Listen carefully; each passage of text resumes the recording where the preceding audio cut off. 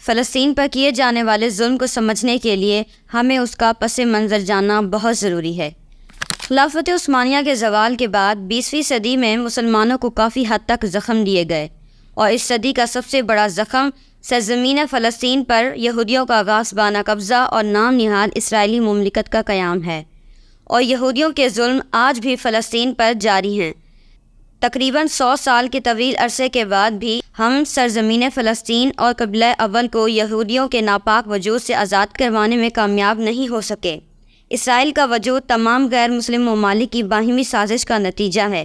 ان سازشوں کا آغاز 19ویں صدی کے نصف آخر سے ہی ہو گیا تھا، جب 11 دسمبر 1917 کو فیلڈ مارشل جنرل ایلنی کی قیادت میں فلسطین پر انگریزوں کا مکمل قبضہ ہو گیا اور برطانیہ نے یہاں اپنی ابتدائی حکومت قائم کر دی۔ اسی دوران برطانیہ نے فلسطین میں اسرائیلی مملکت کا اعلان کیا، اور یوں یہودیوں نے اپنی سازشوں میں تیزی شروع کر دی، اور پھر اسی طرح فلسطینیوں کو ان کے عہدے سے بے دخل کر دیا گیا۔ فلسطینیوں کی املاک و جائیداد پر ناجائز قبضے کیے گئے، ان پر بھاری بھرکم ٹیکس لگائے گئے اور فوجی مشقوں سے دور رکھا گیا، اور اسی طرح فلسطینی باشندوں کو ہر میدان سے بے دخل کر دیا گیا۔ انہی سازشوں کے دوران اسرائیل کو عالمی ریاست بنا دیا گیا، اور یہ سازشیں آج بھی رکی نہیں، بلکہ فلسطینیوں کی نسل کشی اب بھی جاری ہے۔ لیکن فلسطین کا مسئلہ صرف فلسطین کا مسئلہ نہیں، بلکہ پوری عالم اسلام کا مسئلہ ہے۔ فلسطین اور قبلہ اول کے تحفظ کے لیے تمام اسلامی ممالک کو مل کر جدوجہد کرنے کی ضرورت ہے۔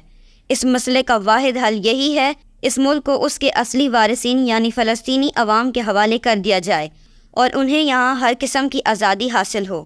لیکن اب تک اقوام متحدہ میں جتنی بھی قراردادیں منظور ہوئیں، ان میں صرف یہودیوں کو مفاد فراہم کرنے کی کوشش کی گئی، اور فلسطین پر کیے جانے والے ظلم پر کوئی ایکشن نہیں لیا گیا۔ دنیا میں شاید ہی کوئی ایسا شخص ہوگا جو فلسطین کے مسئلے سے آگاہ نہ ہو، اور اگر وہ اس مسئلے سے واقفیت رکھتے بھی ہیں تو ان کی معلومات کا ذریعہ مغربی تصانیف یعنی مغربیوں کی بنائی گئی کہانیاں ہیں، جنہوں نے حقائق کو توڑ کر پیش کرنے اور اس اسلامی مسئلے کو غلط رنگ دینے میں کوئی کسر نہیں چھوڑی ہے۔